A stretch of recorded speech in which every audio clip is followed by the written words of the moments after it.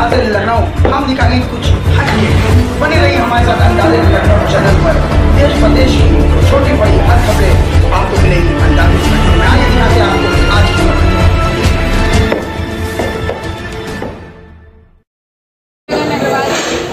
आइए क्या कर रहे हैं?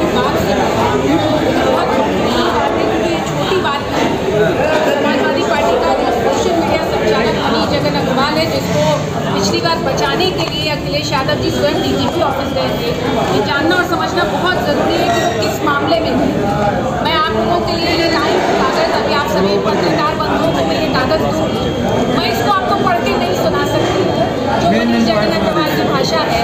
नहीं, मैं इसमें से एक भी शब्द पढ़ने की मेरी क्षमता नहीं है।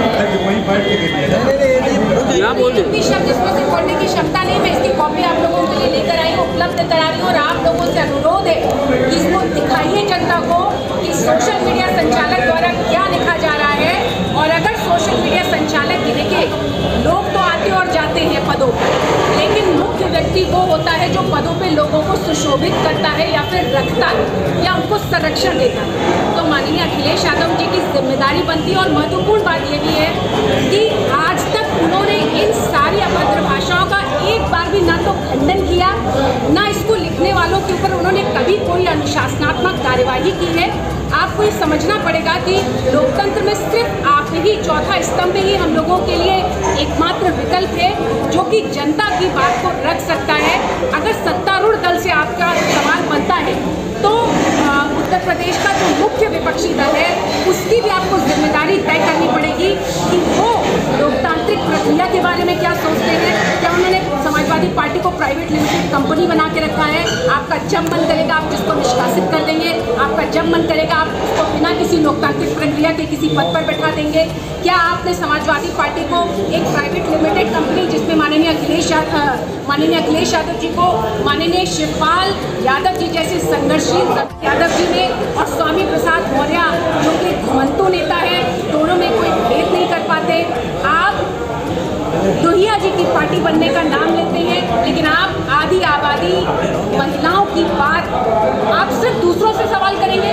आज समय आ गया है और हम युवाओं ने ये जिम्मेदारी उठाई है, चाहे वो पीढ़ी तिवारी जी, ब्रजेश यादव जी और रोली जी आज मेरे साथ नहीं है, उनकी माता जी की तबियत बहुत खराब है, कि आप महिलाओं के बारे में क्या सोच रखते हैं। हम रामचरितमानस पे जब सवाल करते हैं कि 100 करोड़ की आस्थाओं का ख्याल रखा जाना चाहिए, हमने तो सिर्फ ये कहा था क्योंकि इस देश का संविधान कहता है कि किसी की भी भावना के साथ खिलवाड़ नहीं होना चाहिए, वो किसी वर्ग जाति समुदाय का हो। लेकिन जब हम रामचरितमानस पे सवाल करते हैं तो आप हमें अनुशासनहीन कहकर वापस बाहर निकाल देते हैं। जब प्रदीप तिवारी जी आपसे पीढ़ी पे सवाल करते हैं और पूछते हैं कि लोहिया जी का सपना और लोहिया जी की विचारधारा कहाँ गई, तो आप उन्हें अनुशासनहीन कहते हैं। लेकिन एक व्यक्ति जो साइबर संगठित अपराधी है, जो कि डिजिटल गुंडा है, उस डिजिटल गुंडे को, मैं उसका नाम लेना मेरे लिए शर्म का नाम है, लेकिन उस डिजिटल गुंडे को संरक्षण देने का काम समाजवादी पार्टी कर रही है। और मैं आपके माध्यम से मांग करती हूँ कि समाजवादी पार्टी अपना इस पर स्टैंड स्पष्ट करे और जो एक कोड आपको मैं दे रही हूँ आप उसको पढ़ के देखिए। आप पोर्नोग्राफिक कंटेंट महिलाओं के खिलाफ चला रहे हैं, आप माननीय प्रधानमंत्री जी के लिए अभद्र भाषा का इस्तेमाल कर रहे हैं, आप एक यूनिवर्सिटी की अध्यक्ष के लिए आप उसको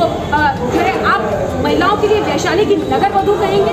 मैं समाजवादी पार्टी की उन तमाम महिलाओं से भी सवाल करना चाहती हूँ कि जब समाज में किसी महिला को वैशाली की नगर वधू कहा जाता है तो क्या समाजवादी पार्टी की सांसद, समाजवादी पार्टी की एमएलए, समाजवादी पार्टी की महिला कार्यकर्ता उससे अछूती रह जाती हैं? नहीं रह जाती हैं। आपको समाज में आधी आबादी का सम्मान करना पड़ेगा और हम लोग समाजवादी पार्टी का जो ये चरित्र है, आज समय आ गया है कि समाजवादी पार्टी के इस चरित्र को सामने लाया जाए। क्योंकि मैं आपको याद दिलाना चाहती हूँ एक अंतिम बात कि मैंने 10 महीने पहले जब मैं समाजवादी पार्टी में थी तब अन्य दलों की महिलाओं को भी इसी तरीके के अपशब्दों से संबोधित किया गया था और सबसे पहले मैंने माननीय अखिलेश यादव जी को पत्र लिखकर कहा था कि माननीय राष्ट्रीय अध्यक्ष जी, महिला किसी भी दल की हो, कोई फर्क नहीं पड़ता किस दल की महिला है, राजनीति किसी भी महिला की अस्मिता या गरिमा को ठेस पहुंचाने वाली आलोचना नहीं की जानी चाहिए। लेकिन आपको जान के ताज्जुब होगा कि माननीय अखिलेश यादव जी ने उसके बाद मुझ पर ही नाराजगी जाहिर करने का काम किया, जो ये स्पष्ट करता है कि ऐसे जो आदतन अपराधी, हैबिचुअल ऑफेंडर, 6 FIR दर्ज है। मैं आपके लिए कागज़ लेकर आई हूँ। आप केवल हजरतगंज में आप खड़े हुए हैं, हजरतगंज थाने के अगर आप SHO से पूछेंगे तो आपको बताएंगे कि कितनी FIR दर्ज और उन FIR का केवल आपको कंटेंट पढ़ना चाहिए कि उस कंटेंट में क्या लिखा हुआ है। उस कंटेंट में ऐसी भाषा लिखी हुई है जो मैं आपको पढ़ के नहीं सुना सकती, क्योंकि हमें समाज में मर्यादा सिखाई गई है। तो आपके माध्यम से ये कहना है कि इन सवालों को आप हम लोगों के साथ मजबूती दें और समाजवादी पार्टी की जिम्मेदारी दें। ठीक है।